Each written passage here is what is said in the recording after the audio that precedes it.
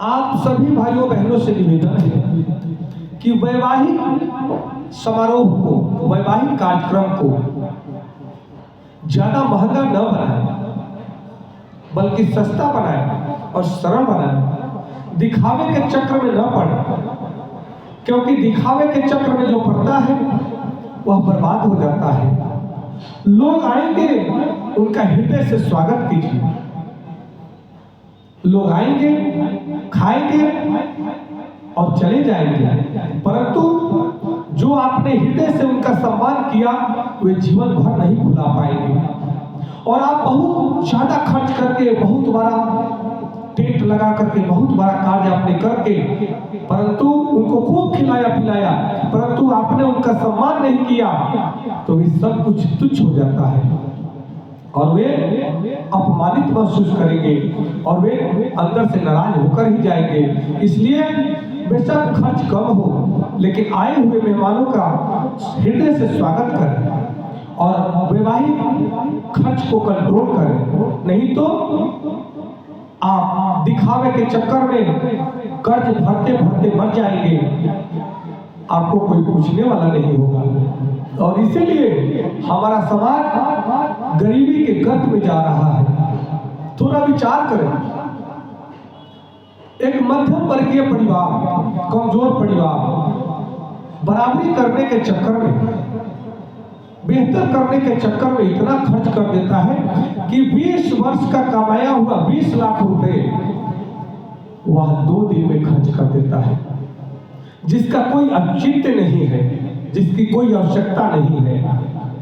बेटी हो या बेटा, भव्य से शादी करें, यह वेदों में लिखा गया है। वेद उपनिषदों का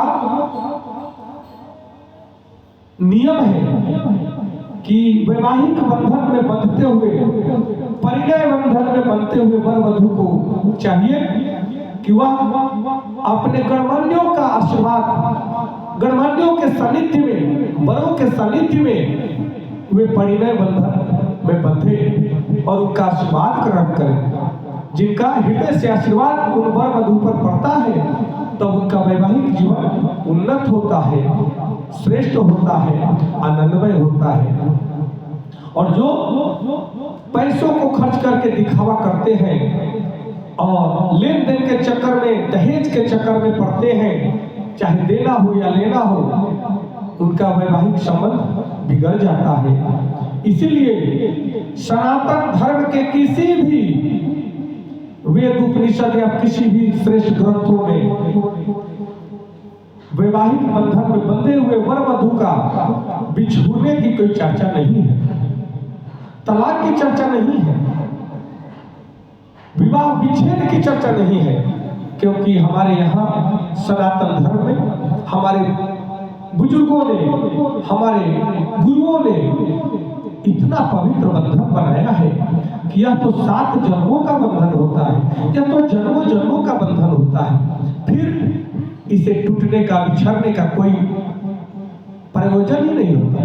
परंतु आज दिखावा के चक्कर में किसी गरीब पिता की बेटी को प्रताड़ित किया जाता है, किसी कमजोर पिता को प्रताड़ित किया जाता है, वहां दुख होता है। उस बेटी को भी दुख होता है और पिता तो अपने बेटी की खुशी के लिए सर्वस्व निछावर करने को तैयार रहते हैं। तो माता पिता दुखी रहते हुए भी बेटी खुश नहीं रह सकती। इसलिए वैवाहिक जीवन को उन्नत बनाना है तो थोड़ा वर पक्ष को भी दयालु होना होगा, नम्रता दिखाना होगा। क्योंकि आज समाज में बेटियों की संख्या कम हो रही है। कहते तो हैं कि बेटी लक्ष्मी की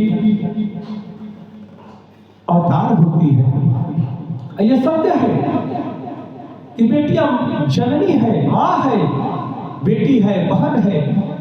ये कई रूपों में अपनी भूमिका को निभाती है। जब घर पे संकट आता है तो वही बेटी हर काम करके उस घर की लाज को बचाती है, लड़ करके यहाँ तक कि मीट करके भी अपने पूर्वजों की लाज को बचाती है। और उसी बेटी को आप दहेज के नाम पर प्रताड़ित करते हैं।